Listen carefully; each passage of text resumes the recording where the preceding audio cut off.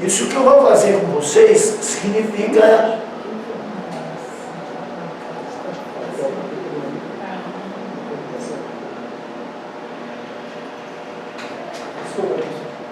tudo bem? Deixa eu explicar o que eu vou fazer, tá bom? O que eu vou fazer com vocês, a gente chama isso em hermenêutica de estabelecer uma correlação. Tá?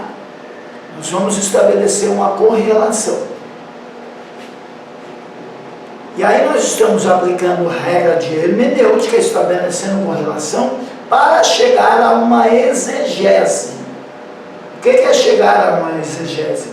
É deixar o significado do texto ou dos textos exposto.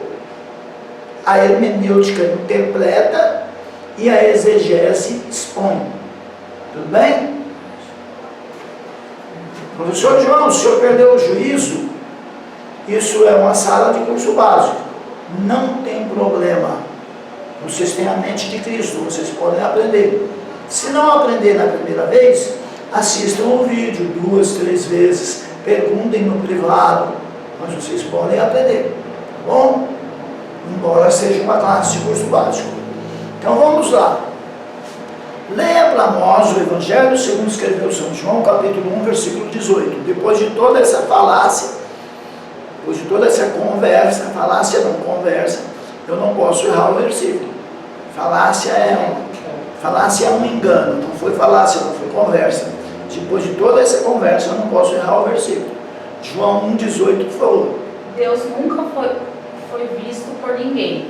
O Filho unigênito que está no seio do Pai, esse o revelou. Coisa linda. Na sua Bíblia, como é que está? Deus nunca foi visto por alguém. O Filho unigênito que está no seio do Pai, este o fez conhecido. Na sua está o Filho unigênito e na dela está o Deus unigênito? Vê isso? Não, o Filho unigênito. Ah, tá. A dela revelou e a minha O conheceu. meu só Tá. revelou. Tudo bem, não tem problema não. Depois eu explico por que eu perguntei, tá bom? Mas vamos lá. Então está dizendo aí que homem nenhum jamais viu a Deus? Tá. Então vamos conversar um pouco sobre Moisés. Moisés falou para Deus assim: Senhor, eu quero ver o Senhor, quero vê-lo. Quero vê-lo. Aí Deus ficou para ele: Moisés, é difícil me ver e não morrer. Mas como nós temos uma intimidade, eu estou parafraseando, tá?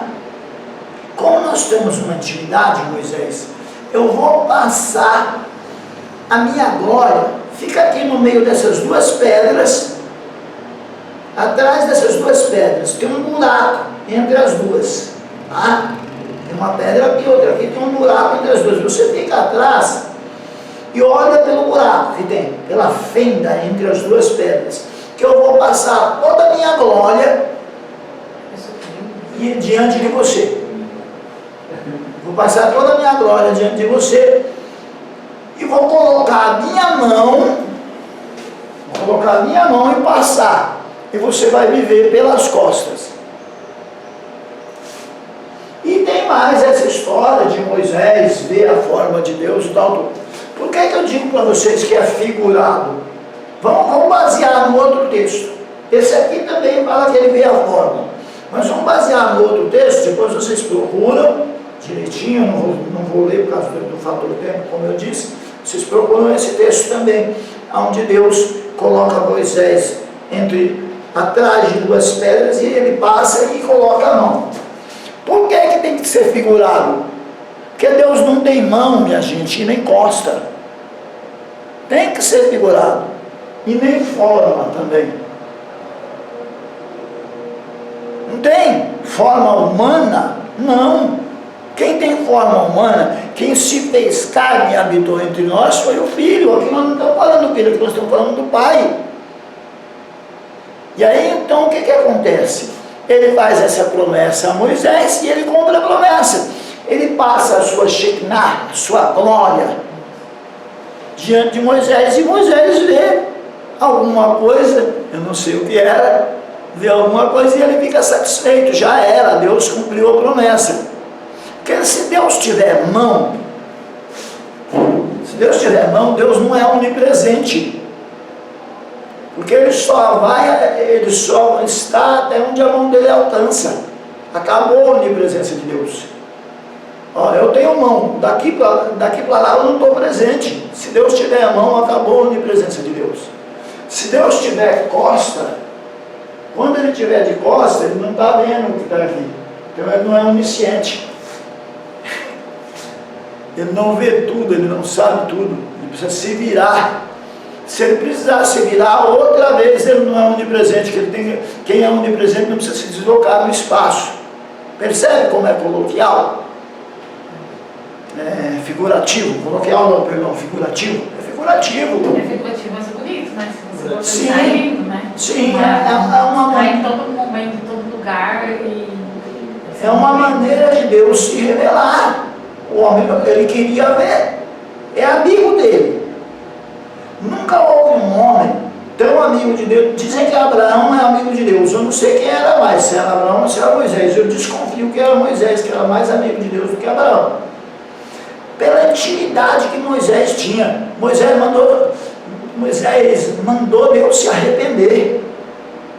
Moisés falou para Deus assim: Senhor, Deus irou-se e falou para Moisés: eu vou destruir esse povo todo no deserto. Essa raça não vale nada. Povo rebelde, de dura serviço. Eu vou destruir no deserto esse povo. Aí Moisés falou: não, Senhor, não faz isso não, se arrepende desse negócio. Se o Senhor destruí-los no deserto, vão dizer que o Senhor é um Deus fraquinho. Ele deu um conselho para Deus. Moisés aconselhou Deus. Ele falou: ó, se o Senhor destruir esse povo no deserto, vão dizer que o Senhor é um Deus fraquinho, tirou do Egito, não conseguiu colocar na terra prometida, matou no deserto. Não faz isso não, arrepende-se desse negócio. Porque Deus falou: eu mato todo mundo e eu faço um povo bom a partir de você, porque você é um cabra bom. Ele falou: não, faz isso não. Mas isso não vão dizer que o Senhor é um Deus fraquinho, tirou do Egito, não conseguiu colocar na terra prometida e matou no deserto. Então é muita intimidade. Muita intimidade. Ó, para vocês terem uma ideia melhor dessa intimidade, eu já saio desse assunto aqui. O assunto da intimidade de Deus com Moisés é uma coisa tremenda. Para vocês terem mais uma ideia dessa intimidade, Moisés, ele não fala que ele é semelhante a Cristo, ele fala que Cristo é semelhante a ele. É mole. Ele fala assim: o Senhor vosso Deus levantará no meio de vós um profeta semelhante a mim. É ele que parece comigo, não é eu que pareço com ele, não. É brincadeira um negócio desse. E o profeta semelhante a mim que ele está falando é Jesus. Ele está profetizando, Moisés está profetizando acerca de Jesus. Ele diz assim: ó, o Senhor vosso Deus levantará no meio de vós um profeta semelhante a mim. É muita ousadia, né? Não é eu que pareço com ele, não é ele que parece comigo. Dorme com um barulho desse. Verdade. Em outro lugar, o povo está oprimindo Moisés de um tal jeito que Moisés fala assim: Senhor, envia logo pela mão daquele que tu has de enviar. Ou seja, envia teu filho logo, que eu não aguento essa raça não, isso é muito ruim. Envia logo ele. E João Batista, eles perguntam para João Batista: por que você está batizando? Se você não é o Cristo, não é Elias e não é o profeta. O profeta que eles estão falando ali é o profeta profetizado por Moisés. Não é um profeta, é o profeta. É o profeta. É diferente da visão que o povo tem quando Jesus ressuscita o filho da viúva de Naim. O povo diz assim: um grande profeta se levantou entre nós e Deus visitou o seu povo. Um grande profeta. Ali eles não estão reconhecendo Jesus como o profeta que haveria de vir. É um profeta. Agora, quando diz o profeta, é o profeta profetizado por Moisés. Tudo bem com essa história? Isso é muito bonito para vocês prestarem bastante atenção e ir descobrindo essas coisas nas Escrituras. Tá? Então vamos mais um pouquinho. Tudo bem com esse negócio aqui? Boca a boca eu falo com ele. Claramente, não por enigmas, pois ele vê a forma do Senhor. Como pois, não temestes falar contra o meu servo, contra Moisés? E eu disse para vocês que eu ia conversar com vocês sobre o versículo 1, sobre o capítulo 1, versículo 18, não foi? Então, irmã Tati, lê de novo para mim, capítulo 1, versículo 18.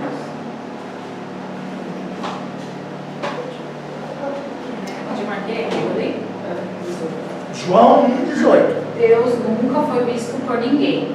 O Filho unigênito que está no seio do Pai, esse se revelou. Filho unigênito. É isso? Filho. Diga assim, monogêmenos, ruios. Filho unigênito.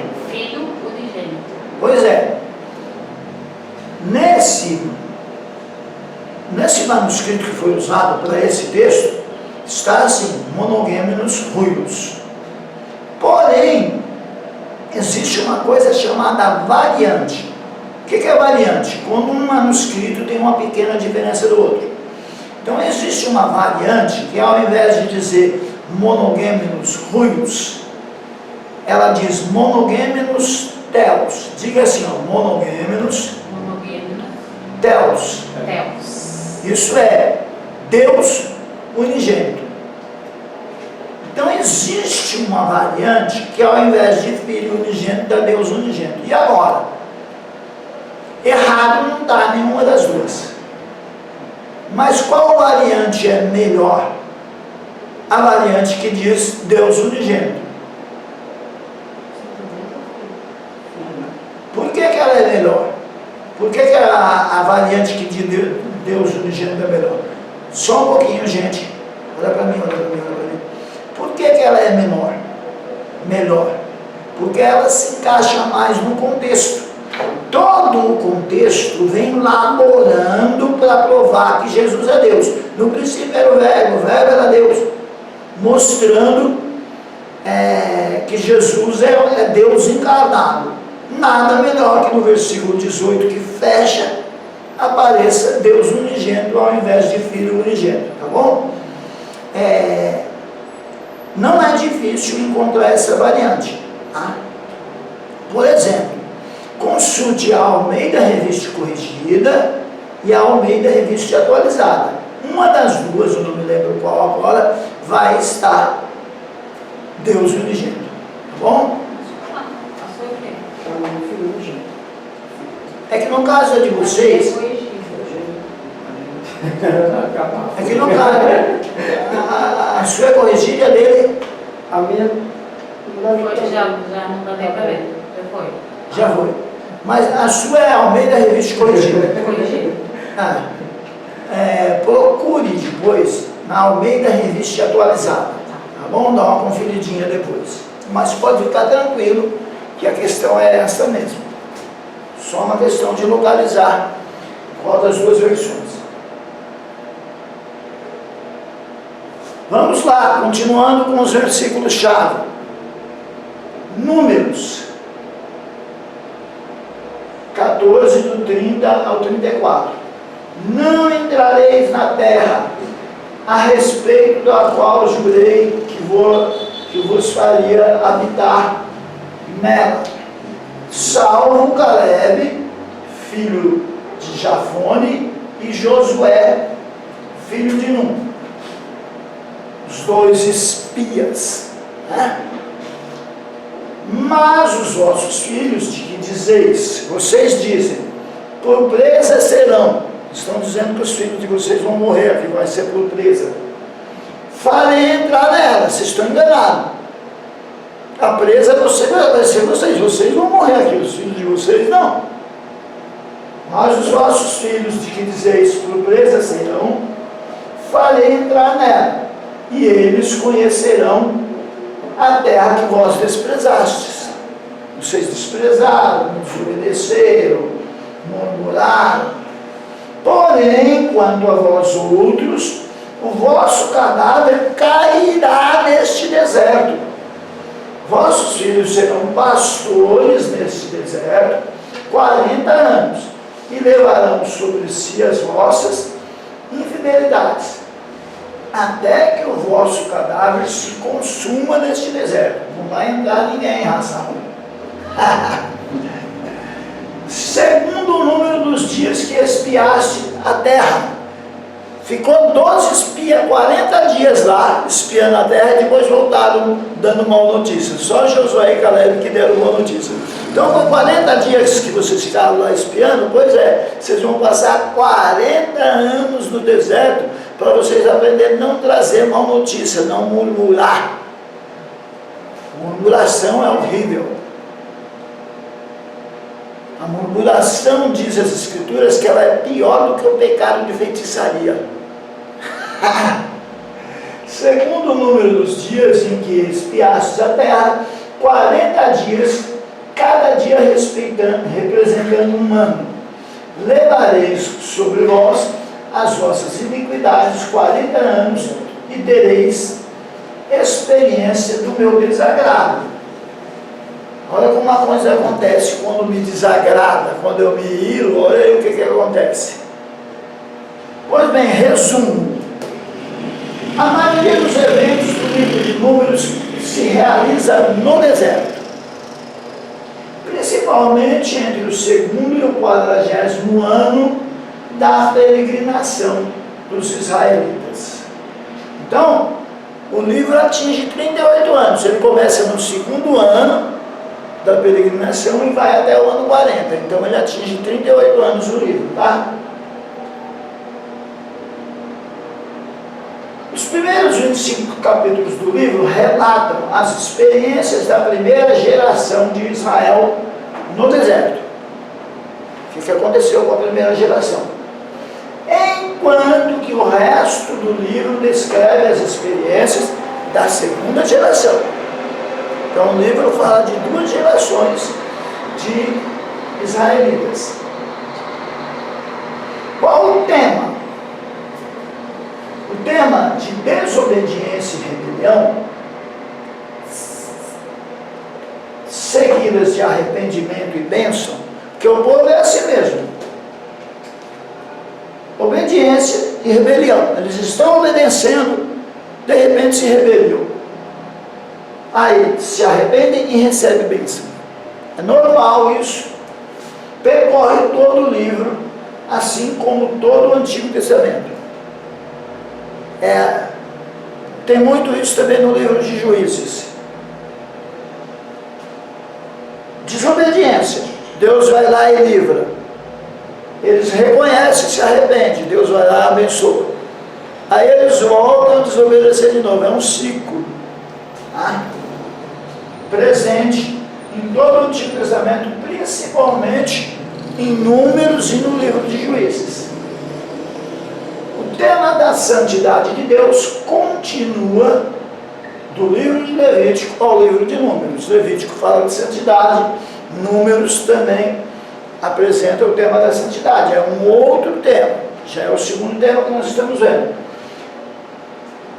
O qual o livro de Números revela a instrução e a preparação de Deus para o seu povo para entrar na terra prometida de Canaã. A importância do livro de Números é indicado por ser mencionado no Novo Testamento muitas vezes. É indicada a importância dele. Ele aparece várias vezes no Novo Testamento. O Espírito Santo chamou especial atenção a esse livro em 1 Coríntios capítulo 10, do 1 ao 12. Então é outra leitura para vocês fazerem urgente. Tá? Essa leitura é urgente. Se vocês não lerem em casa 1 Coríntios do 10, 1 Coríntios capítulo 10, do 1 ao 12, se vocês não lerem, vocês terão dificuldade para entender a importância do livro de Números para o Novo Testamento. Tudo bem? Então precisa ler. Precisa ler. As palavras, essas coisas se tornaram exemplo para nós. Se referem ao pecado dos israelitas e ao desagrado de Deus com eles. Então o livro fala muito disso, do pecado deles e de Deus se desagradando. Em Romanos 11, 22, Paulo fala sobre a bondade e a severidade de Deus. Então são textos que precisa ir lendo para poder encontrar um paralelo entre o livro de Números e o Novo Testamento. Isso, em resumo, é a mensagem de Números. A severidade de Deus é vista na morte da geração rebelde. Os rebeldes morreram todos. Na morte da geração rebelde no deserto. Aqueles que nunca entraram na terra prometida. A bondade de Deus é realizada na nova geração. Ele é severo, mas ele também é bom. Então, quando a bondade dele não aparece completamente em uma geração, de alguma maneira ela vai aparecer na próxima. A bondade dele não ficará para sempre oculta. Nem a santidade, nem a bondade, mas também a ira também não fica oculta. Deus protegeu, preservou e proveu para eles, para essas pessoas, até que finalmente possuíram a terra prometida. Isso nos lembra da justiça e do amor de Deus, que sempre estão em harmonia soberana. Sabe onde está a maior harmonia entre a justiça e o amor de Deus? No Calvário. No Calvário. Nunca se esqueçam disso. O equilíbrio entre a justiça e o amor de Deus está no Calvário. Ele foi justo de tal maneira que ele não aceitou de forma nenhuma o pecado, mas foi amoroso o suficiente para mandar o seu filho morrer na cruz, para que todo aquele que nele crê não pereça, mas tenha vida eterna. Então o grande equilíbrio do amor e da justiça de Deus é o Calvário. Portanto, nunca preguem o Evangelho sem passar pelo Calvário. Nunca aconselhe ninguém sem passar pelo Calvário. Evangelho sem Calvário não transforma. Evangelho sem Calvário não salva. Evangelho sem Calvário pode ser um outro evangelho. E Paulo diz que se alguém pregar outro evangelho, seja anátema. Então, o equilíbrio é o Calvário. Prenúncios neste livro. A exigência de Deus por santidade em seu povo é finalmente e completamente satisfeita em Jesus Cristo. Deus exigiu santidade do seu povo. Seja santo, porque o Senhor vosso Deus é santo. E aí alguém pode dizer, mas é impossível. É impossível. Mas nós vemos essa santidade completamente em Cristo. Cristo é completamente santo. Ele é o santo de Deus. Ele é o santo de Deus. E eu tenho algo prático para vos dizer. Vida cristã prática acerca disso aqui.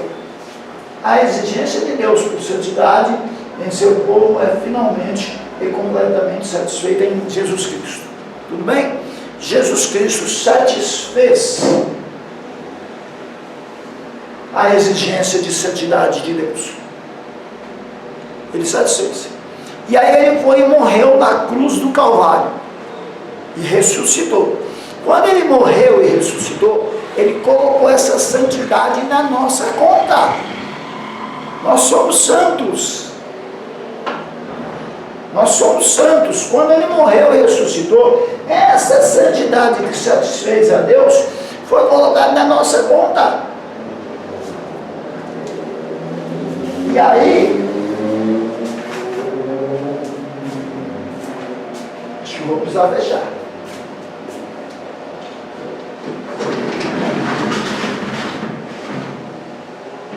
A gente vai organizado, né? Tá.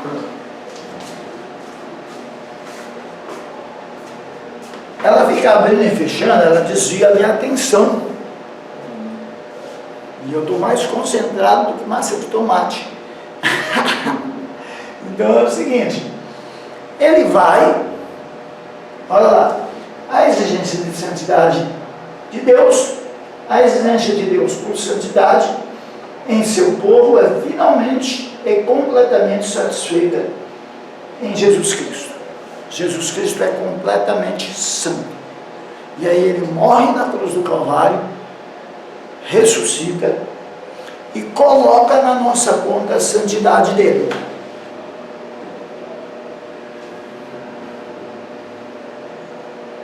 E aí eu brigo com alguém e na hora que eu estou bravo eu digo: não me encha a paciência, porque eu sou crente, mas não sou santo. Gente, não pode fazer isso não. Se esforça para não fazer. Isso é negar o sacrifício de Cristo. Ah, mas a gente faz que nem percebe. Cuidado. Porque ele morreu para que você fosse santo. Aí a primeira vez que você se irrita, você já disse que não é santo. Cuidado. Verdade, né? É muito difícil. Eu já falei isso?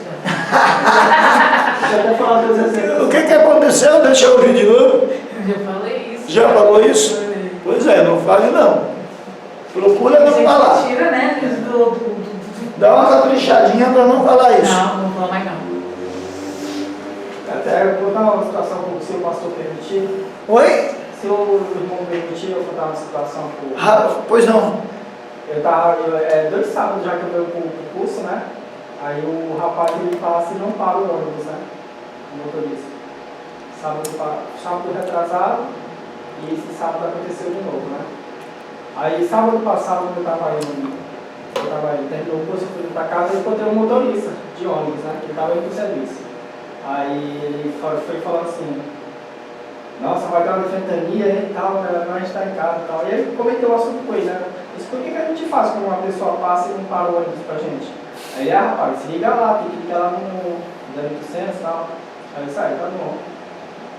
Aí ele: mas não para porque rapaz pega uma pedra e taca no ônibus. Se fosse eu, disse: não, mas não posso fazer isso que eu sou crente. Eu disse: eu também sou. Ele falou, né? Aí quando eu tava indo ontem com minha esposa, a gente tava, né, levando a criança no hospital, aí eu fui e olhei ele, não o motorista. Aí eu fui para ele e falei pra minha esposa: disse: ó, filho, esse cara aí que não parou o ônibus pra mim. Eu vou fazer aquilo que o rapaz falou, vou pegar uma pedra e vou tacar no ele. Falei, né, que eu tava tão chateado, né? Mas o irmão tá falando agora, a gente tem que ter muita santidade, né, irmão? A gente vive nesse mundo aí, né? Acontece essas coisas. Então vamos, Obrigado pelo espírito, né? vamos mais um pouquinho. A gente faz cada coisa. Vamos mais um pouco. Pois ele veio cumprir a lei em nosso favor. Mateus 5,17. Para ler em casa, leiam em casa os versículos. O conceito do Messias prometido permeia todo o livro de Números. A história no capítulo 19 do sacrifício da novilha vermelha, perfeita, sem defeito, prefigura Cristo, o Cordeiro de Deus, sem mancha nem mácula, que foi santificado por nossos pecados. Não prefigura.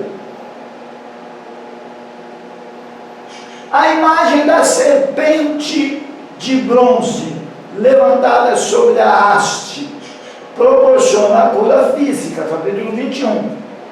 Também prefigura o levantamento de Cristo,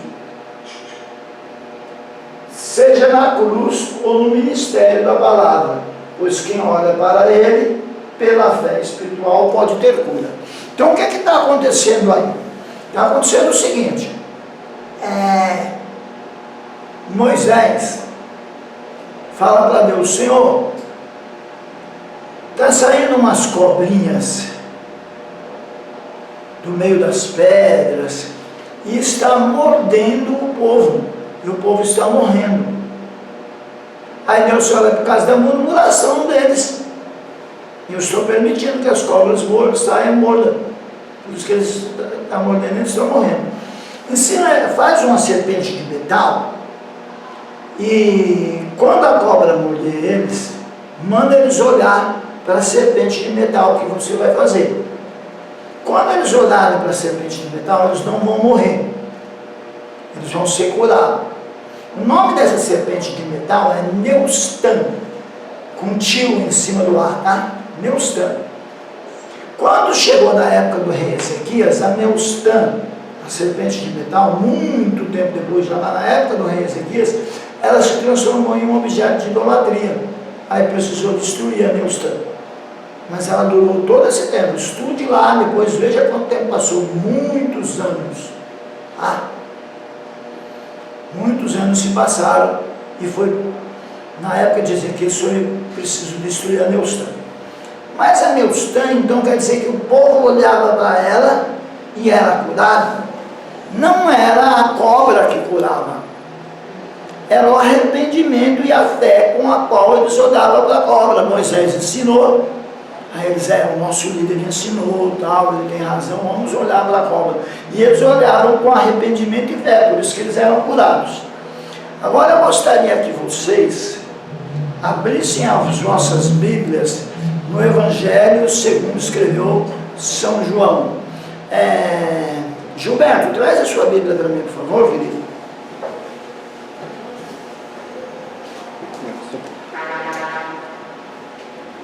Evangelho segundo escreveu São João, capítulo 3, eu já falo o versículo, tá bom?